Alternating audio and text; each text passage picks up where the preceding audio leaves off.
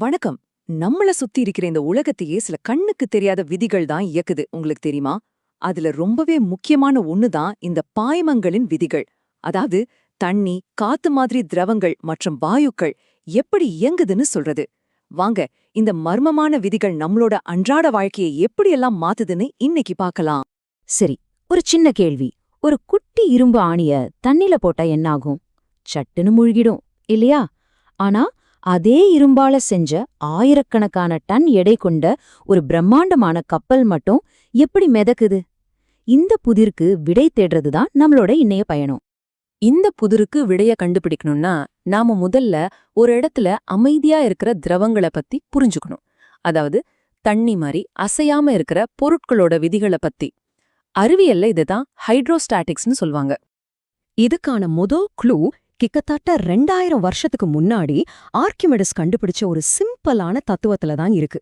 அது என்னன்னா, ஒரு பொருளை தண்ணிக்குள்ள போடும்போது அந்த பொருள் வெளியேற்றுற தண்ணியோட எடைக்கு சமமான ஒரு சக்தி அந்த பொருளை மேல நோக்கி தள்ளும். இந்த மேல் நோக்கி தள்ளுற விசைக்கு பேருதான் மிதப்பு விசை அல்லது பாயண்ட் ஃபோர்ஸ். இங்க நீங்க ஒரு முக்கியமான விஷயத்த கவனிக்கணும். இந்த மிதப்பு விசைங்கிறது அந்த பொருளோட எடைய பொறுத்தது கிடையாது. அத முழுக்க முழுக்க மூணே விஷயங்களை தான் சார்ந்திருக்கு. ஒன்னு, தண்ணிக்குள்ள மூழ்கி இருக்கிற பொருளோட கன அளவு, அதாவது அது எவ்வளோ இடத்தை எடுத்துக்குதுன்னு. 2, அந்த திரவத்தோட அடர்த்தி. 3, புவியீர்ப்பு விசை. சிம்பிளா சொல்லணும்னா, ஒரு பொருள் எவ்வளவு தண்ணிய வெளியே தள்ளுதோ அவ்வளோ வலுவான ஒரு சக்தி அதை மேல தூக்கிவிடும். அப்போ விஷயம் இதுதான். ஒரு பொருளோட எடை அது உருவாக்குற மிதப்பு விசைக்கு சமமா இருக்கும்போது அந்த பொருள் மிதக்கும். கப்பல் விஷயத்துல என்ன நடக்குதுன்னா, அதுக்குள்ள இருக்கிற அந்த பெரிய வெற்றிடம் இருக்கு இல்லையா, அதுதான் அது அதிகமா தண்ணிய வெளியே தள்ள உதவுது. இதனால உருவாகுற மிதப்பு விசை கப்பலோட மொத்த எடைய தாங்குற அளவுக்கு ரொம்ப வலுவா இருக்கு. அதனாலதான் கப்பல் ஈஸியா மிதக்குது. ஆனா ஆணி சின்னதா இருந்தாலும் ரொம்ப அடர்த்தியா இருக்கு. அது வெளியேற்றுற தண்ணியோட அளவும் ரொம்ப கம்மி. அதனால அது மூழ்கிடுது. இப்ப புரியுதா? ஓகே, கப்பல் எப்படி மிதக்குதுங்கிற மர்மத்தை நாம இப்ப கண்டுபிடிச்சிட்டோம்.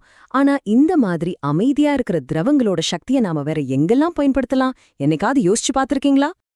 இதுக்கான பதில் பாஸ்கல்ங்கிற விஞ்ஞானியோட தத்துவத்துல இருக்கு. ரொம்ப சிம்பிள் தான்.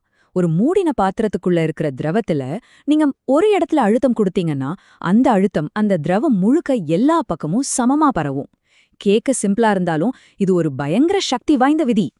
இப்ப பாருங்க, இந்த தத்துவம் ஒரு மேஜிக் மாதிரி எப்படி வேலை செய்துன்னு.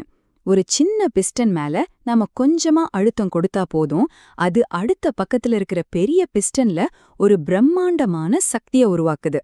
காரணம், அழுத்தம் 2 பக்கமும் சமமா பரவுது. நம்ம கார் மெக்கானிக் ஷெட்ல பாக்குற ஹைட்ராலிக் லிஃப்ட்லாம் இப்படிதான் வேலை செய்யுது. எவ்ளோ சூப்பரா வேலை செய்து பாருங்க. நம்ம கார்ல இருக்கிற பிரேக், அப்புறம் அந்த மெக்கானிக் ஷாப்ல காரை தூக்குற லிஃப்ட், இது எல்லாமே இந்த தத்துவத்தை வச்சுதான் இயங்குது. நீங்க உங்க காலை வச்சு பிரேக் பெடல லேசா மிதிச்சா போதும், அந்த சின்ன சக்தி ஒரு பெரிய சக்தியா மாறி அவ்ளோ வெயிட்டான காரையே நிறுத்திடுது. ஆச்சரியமா இருக்குல்ல? சரி, இதுவரைக்கும் அமைதியா இருந்த திரவங்களை பத்தி பார்த்தோம். இப்போ கொஞ்சம் ஆக்ஷனுக்கு வருவோம். அதாவது வேகமா இயங்கிட்டு இருக்கிற திரவங்களை பத்தி பார்க்க போறோம். இதுக்கு பேருதான் ஃப்ளூயிட் டைனாமிக்ஸ். நீங்க கார்டன்ல செடிக்கு தண்ணி ஊத்தும்போது அந்த ஹோஸ் பைப்போட முனைய விரலால கொஞ்சம் அழுத்தி பிடிச்சா என்ன ஆகும்? தண்ணி ரொம்ப வேகமா பீச்சி அடிக்கும் இல்லையா? இதுக்கு பேர் தான் தொடர்ச்சி சமன்பாடு. அதாவது ஒரு பைப்பு போற வழி குறுகலாச்சுன்னா அது வழியா போற தண்ணியோட வேகம் அதிகமாகும். பரப்பளவும் வேகமும் ஒண்ணுக்கொன்னு எதிரி மாதிரி. பாக்குறதுக்கு ரொம்ப சிம்பிளா இருக்கிற இந்த விதிதான் மனுஷனோட மிகப்பெரிய கண்டுபிடிப்புகளில் ஒன்றான விமானம் பறக்கிறதுக்கு அடிப்படையான காரணம். அது எப்படின்னு கேக்குறீங்களா? வாங்க பார்க்கலாம். இத நாம புரிஞ்சுக்கணும்னா பெர்னோலியோட தத்துவத்தை பார்க்கணும். இது என்ன சொல்லுதுன்னா, ஒரு திரவமோ இல்ல காத்தோ வேகமா போச்சுன்னா அதோட அழுத்தம் குறையும். சிம்பிள். வேகம் அதிகமானா அழுத்தம் கம்மியாகும். இதுவும் வேகம் அழுத்தம் 2 எதிரிகள் மாதிரிதான். ஒன்னு ஏறினா இன்னொன்னு இறங்கும். இப்ப பாருங்க, ஒரு விமானத்தோட இறக்கைய ஒரு ஸ்பெஷலான வடிவத்துல டிசைன் பண்ணிருப்பாங்க. அதோட மேல் பகுதி வளைவா இருக்கும், ஆனா கீழ்ப்பகுதி தட்டையா இருக்கும். இதனால இறக்கைக்கு மேல போற காத்து கொஞ்சம் சுத்தி அதிக தூரம் வேகமா போக வேண்டியிருக்கும். வேகம் அதிகமா இருக்கிறதால அங்க அழுத்தம் குறைவா இருக்கும். ஆனா இறக்கைக்கு கீழே போற காத்து நேரா மெதுவா போறதால அங்க அழுத்தம் அதிகமா இருக்கும். இந்த மாதிரி கீழே அதிக அழுத்தம், மேல குறைவான அழுத்தம். இந்த அழுத்த வித்தியாசம்தான் இறக்கைய கீழே இருந்து மேல நோக்கி தள்ளுற ஒரு சக்தியை உருவாக்குது. இந்த சக்திக்கு பேர் தான் தூக்கு விசை அல்லது லிஃப்ட். இந்த தூக்கு விசை விமானத்தோட எடையை விட அதிகமாகறப்போ விமானம் அழகா வானத்துல எழும்புது. அவ்வளவுதான் விஷயம். அப்ப பாத்தீங்களா, இந்த விதிகள் எல்லாம் வெறும் ஸ்கூல் புக்ல படிக்கிறதோட முடிஞ்சு போறதில்ல. நம்மளோட அன்றாட வாழ்க்கையில நாம பாக்குற ஒவ்வொரு விஷயத்திலயும் இது கலந்திருக்கு. ஒரு சின்ன ரீகேப் பண்ணலாமா?